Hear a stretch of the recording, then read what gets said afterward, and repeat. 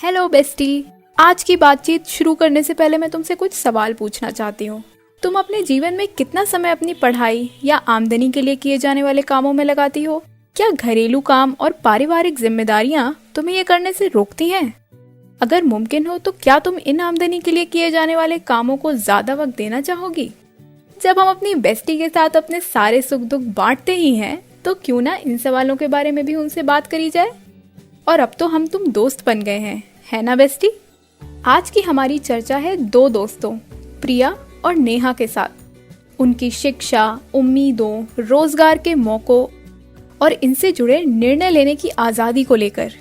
इन दोनों दोस्तों की उम्र 18 साल है और 2020 में इन्होंने इंटर की परीक्षा दी थी।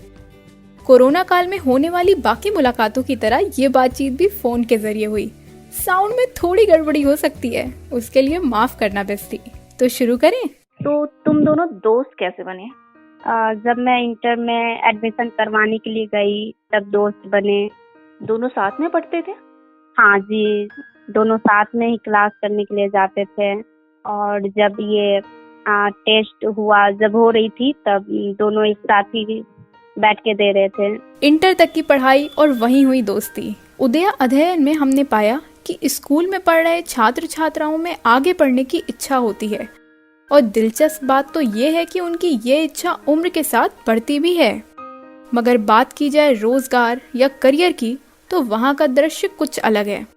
हमारा अध्ययन 2 भागों में हुआ था, 2015 से लेकर 2016 और 2018 से 2019। पहले दौर में आधे से ज्यादा किशोर किशोरियों ने कहा था कि वो डॉक्टर, शिक्षक, इंजीनियर, पुलिस और सेना आदि में अपना करियर बनाना चाहते थे। पर अध्ययन के दूसरे चरण में जब हमने इन्हीं किशोर किशोरियों से फिर बात की, तो ऐसा सोचने और प्रयास करने वालों की गिनती कम होती गई। इसके कई कारण हो सकते हैं।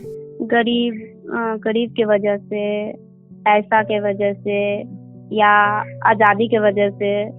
जैसे मम्मी पापा, गांव समाज बोलते कि बड़ी हो गई है, घर से बाहर नहीं निकलना चाहिए, घर से बाहर निकलने के लिए नहीं दो, जमाना खराब है। कोई एग्जाम्पल है तो बता सकते हो? मेरी एक फ्रेंड है जो पैसा के वजह से वो क्लास नहीं कर पाई, आगे नहीं पढ़ पाई। और दूसरी बात है कि गांव समाज के लोग बोल रहे थे कि बड़ी हो गई है, कितना पढ़ेगी, किसी के साथ अगर भाग जाएगी या कुछ कर लेगी तो फिर बदनामी अपना गांव का ही होगा, मम्मी पापा का ही होगा। तो आगे वो अभी पढ़ पाई है? नहीं, उसका शादी हो गया। तो शादी के बाद उसने पढ़ाई नहीं शुरू की? नहीं।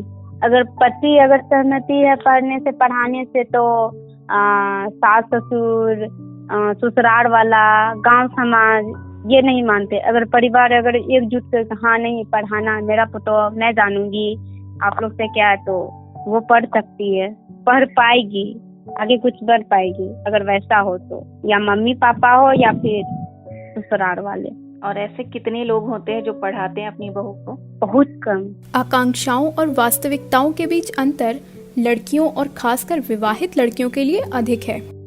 स्कूल व कॉलेज में पढ़ाई छोड़ने में भी लड़कों से ज्यादा संख्या लड़कियों की ही है। 18 से 22 वर्ष की अविवाहित लड़कियों में से 26% लड़कियों के लिए परीक्षा में विफलता पढ़ाई छूटने का मुख्य कारण था। वहीं उसी आयु की 38% विवाहित लड़कियों के लिए उनकी सगाई या शादी पढ़ाई छूटने का मुख्य कारण थी। इतना ही नहीं, कई जगहों में लड़कियों के पास रोजगार की आज़ादी भी कम ही होती है। जहां एक तरफ आमदनी के लिए काम में लगे 18 से 22 वर्ष की आयु के लड़के 58% थे, वहीं दूसरी ओर समान आयु वर्ग की आमदनी के लिए काम करने वाली लड़कियां केवल 28% ही थी। नहीं, सिलाई मशीन, ज्यादा से ज्यादा तुम कंप्यूटर सीख सकती हो, कंप्यूटर क्लास करवा सकती हो। मेरे गांव में तो बहुत सारा भी कर ही रही है, पढ़ाई भी कर रही है, काम भी कर रही है। जैसे मनरेगा में अगर काम हो रहा है तो वो गरीब है तो वो कर रही, सब्जी बेच रही है या जो भी हो, कंप्यूटर क्लास, सिलाई मशीन या ब्यूटी पार्लर या क्लास करवाना, कोचिंग, ये सब हो रहा है। इस प्रकार की रोक टोक लगाने वाले कभी उनके खुद के परिवार वाले होते हैं तो कभी समाज। बड़ी हो गई है, शादी करवा दो, ऐसा तो समाज में मिलता है सुनने को। ब्यूटी पार्लर भी सही है, सिलाई भी, और कोचिंग क्लास ये सब भी करवाना सही है, उनके लिए बहुत बड़ा हो जाता है।